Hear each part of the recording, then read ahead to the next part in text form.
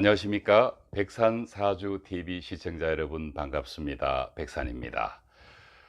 오늘은 지난 백산항담 두 번째 시간에 상생상극의 실체와 사용신이라는 주제로 동영상 강의를 한 바 있습니다.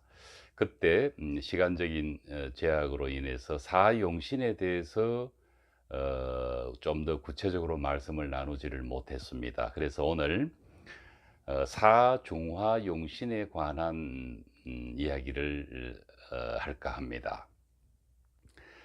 어, 이 백산사주 TV 초기 동영상에는 계절별 30유형의 중화용신이라고 해서 계절별 특징을 묶어서 30개로 분류한 다음 용신을 도출해내는 과정을 설명한 바가 있습니다. 그 결과는 4개 유형의 용신과 희신의 조합으로 되어 있습니다. 즉 화와 목이 용신과 희신, 수와 금이 용신과 희신, 그리고 화와 토가 용신과 희신, 그리고 토와 금이 용신과 희신, 이렇게 해서 용신과 희신이라는 말을 줄여서 중화용신이라는 표현으로 설명을 하고 있습니다.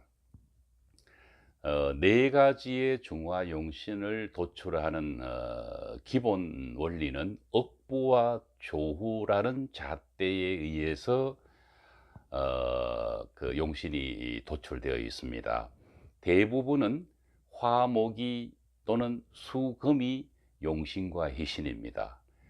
그리고 화토와 토금은 그 사주가 약해서 인급을 급하게 필요로 할 때 인성과 비급이 용신이 되는 경우인데, 예를 들면은 묘월의 무기토처럼 아주 태약한 경우에는 무기토를 도와주는 화와 또 토가 용신과 희신의 역할을 하게 된다는 뜻이고, 또 하나의 예는 묘월의 경신금이 용신과 희신이 되는 경우인데 이치는 마찬가지입니다.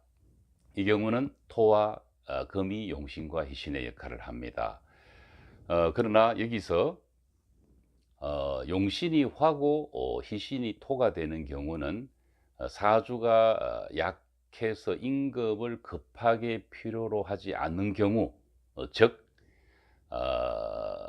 해월이나 자월, 인월이나 묘월의 가벌목이 그 강한 기운을 설기해서 화와 토가 용신과 희신이 되는 경우가 있습니다. 그러나 이 경우를 제외하고는 모든 경우의 사주에서 용신과 희신의 조합은 수금이 되거나 화목이 됩니다.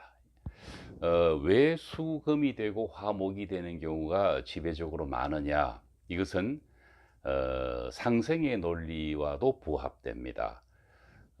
양기인 화목은 양기끼리 목화 화목 상생을 하고, 음기인 수금은 수금 또는 금수가 상생을 한다는 의미입니다. 크게 보면은 수와 화의 두 세력의 양립이라고 볼 수 있습니다. 그래서 가장 이상적인 것은 수화가 서로 견제하면서 균형을 이루고 있는 이 상태를 명리학에서는 수화 상생이라고 일컬을 수가 있습니다.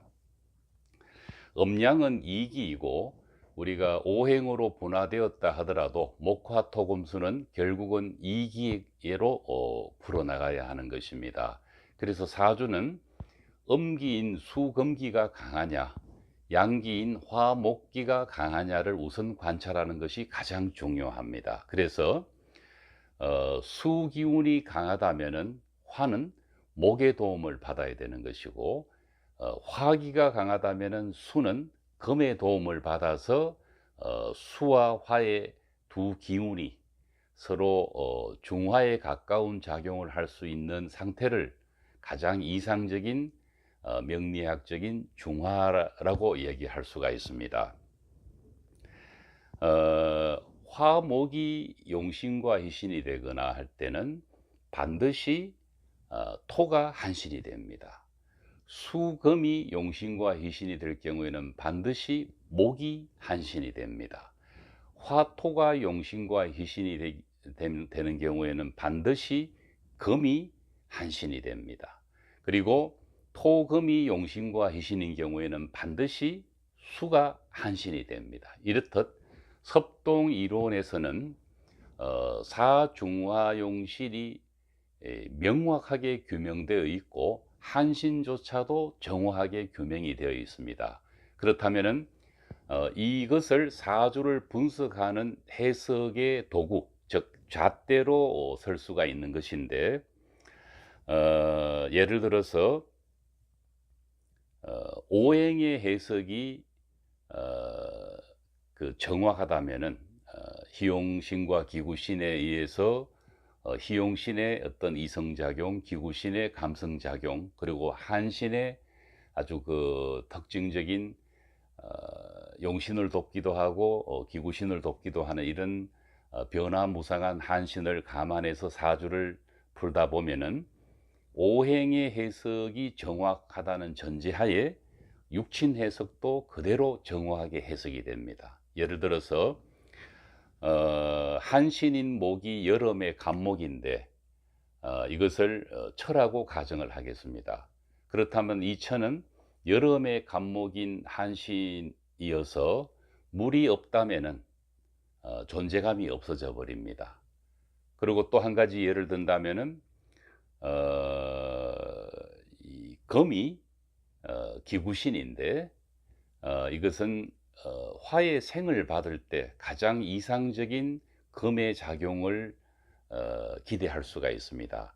만약에 그 금이 사주에서 자식이라면은, 여자 사주의 자식이라면은 금을 생해주는 불이 와서 화극금, 즉 화생금을 해줌으로 인해서 이 금은 원래의 그 기구신으로서의 작용에서 희용신으로부터 극 아닌 생을 받음으로 인해서 원래 그 모습을 아름답게 설 수가 있다는 의미입니다.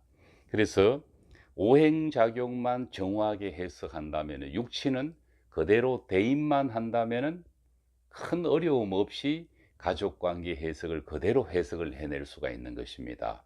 그리고 십간이나 십성을 통한 심리 해석도 마찬가지입니다.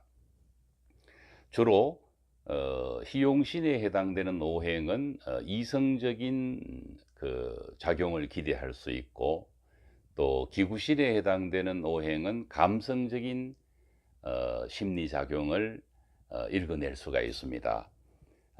그래서 그 사중화용신이라는 것은 사주를 분석하기 위한 하나의 해석 도구이지, 용신이라고 하는 그 말에 너무 이끌려서 용신은 무조건 좋아야 한다라는 그런 생각은 바로 잡아야 할 거라고 생각합니다. 물론 희용신이 잘 발달되어 있다는 것은 사주가 그만큼 중화가 되어 있다는 의미와도 같습니다. 가능하면은 용신과 희신에 해당되는 오행은 많을수록 좋습니다. 단 사주 8글자 안에 그것이 희용신이든 기구신이든 한신이든 오행이 골고루 분포되어 있는 것만큼 좋은 것은 없습니다. 그래서 너무 지나치게 용신과 희신의 오행들로만 구성되다 보면은 또 반드시 오행 중에 어느 한두 개가 자리 잡을 때가 없기 때문에, 그러나 용신이라는 또는 희신이라는 오행은 천간과 지지에서 잘 발달되어 주기를 바라는 것은 바로 중화를 이루는 데 가장 필요로 한 오행이 많을수록 좋다는 의미입니다. 용신은 일기 하나여야만 한다라는 것은 고전에서 있었던 이야기고, 실제로 중화용신에 있어서는 용신과 희신이 천간에 있고 그 용신과 희신에 해당되는 뿌리가 지지에 잘 발달되어 있다면은, 그리고 기구신으로부터 극을 받거나 충을 받거나 합거되지 않는다면은 그야말로 가장 이상적인 사주가 될 수 있는 것입니다. 어, 공부를 하다 보면은 도대체 어, 가장 중화된 사주는 어떤 사주를 이야기를 하느냐, 아주 단순합니다. 중화된 사주는 이론적으로 세 가지만 존재합니다. 그 첫째는 관인상생격이고, 둘째는 어, 재관상생격이고, 셋째는 식신생제격입니다. 이들 사주를 면밀히 관찰하다 보면은 결국은 화목 상생하느냐 수금 상생하느냐에 귀결됩니다. 어떤 사주든지 간에 온전한 그 상생격을 갖춘 경우는 화목이 목화가 상생하거나 수금이 금수가 상생하는 경우라는 의미입니다. 단 하나의 예외가 있다면은 화토도 상생하는 상생상격에 포함되는 유일한 사례가 있습니다. 그것이 바로 해자월이나 임묘월의 갑을목이 화토가 용신이 되었을 때 식신생제격이 되는 경우입니다.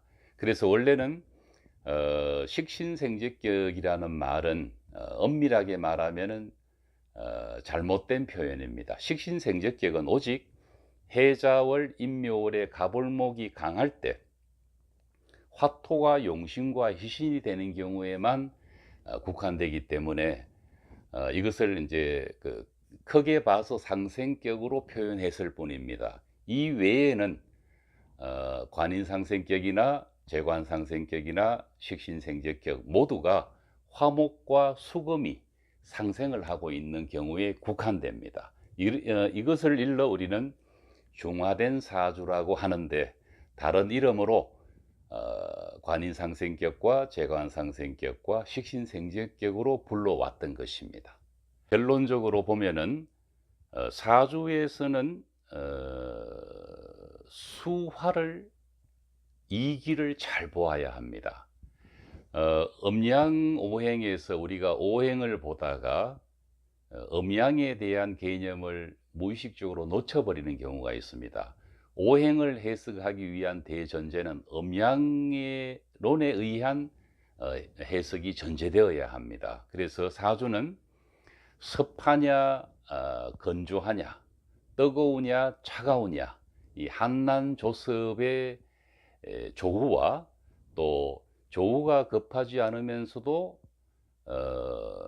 사주가 태약에서 임급을 용신과 희신으로 서는 경우, 이 두 가지만 구분하면은 용신의 문제는 아주 쉽고 명쾌하게 규명을 할 수가 있는 것입니다.